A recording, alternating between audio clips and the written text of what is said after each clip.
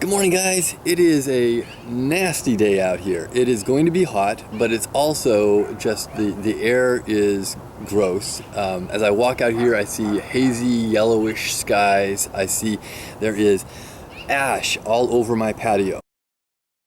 There's ash floating in the air. This is ash that's been carried over on the wind from the wildfires that are burning all over California from various causes, but a lot of it was caused by the lightning strikes we had earlier this week. And this weekend we even had a fire tornado. The fire tornado was from a fire up in Loyalton, California, and I'm going to want you to have a look at that, figure out where that is, and learn a little bit more about that later today.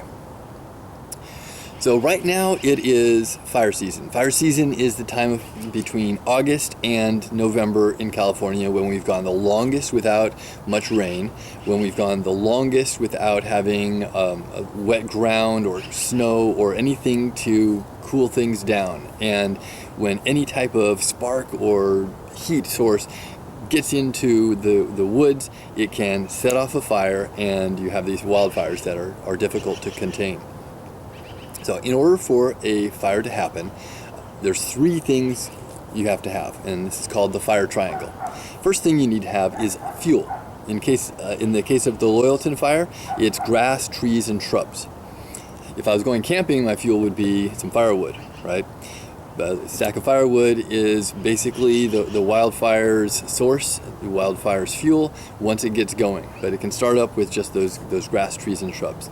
All right. Second thing you need, number two, is a source of energy. Now, a source of energy to start a fire could be a spark. It could be a really sharp focused light from a broken piece of glass. It could be a discarded cigarette. It could be backfire from a car. It could be lots of things. In this case, we've had a lot of lightning strikes lately, so we've had a lot of lightning strikes that have caused wildfires. Thousands of wildfires are started each year. I was looking at, for 1 year recently, 9,000 wildfires were caused from the lightning strikes within 1 year. And then the third thing that we don't often think about, but the thing that's necessary, is the third part of the fire triangle, is oxygen. You have to have oxygen. Oxygen's in our atmosphere. In most cases, it's about 21% of the atmosphere.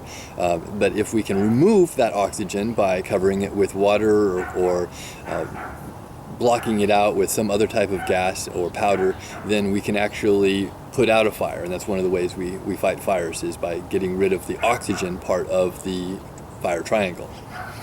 So this weekend we had that fire tornado in Loyalton, California, and I want you to look at yesterday's video to learn a little bit more about tornadoes and fire tornadoes. But the Loyalton fire, yesterday we looked at how many acres it had burned. It had burned about 44,000 acres. Today, it's already over 46,000. So it's still growing. They're working on it, but it's still not under control. So check out yesterday's video for details about tornadoes and fires. Check out the links from today to learn a little bit more about wildfires. Hope you have a great day, guys.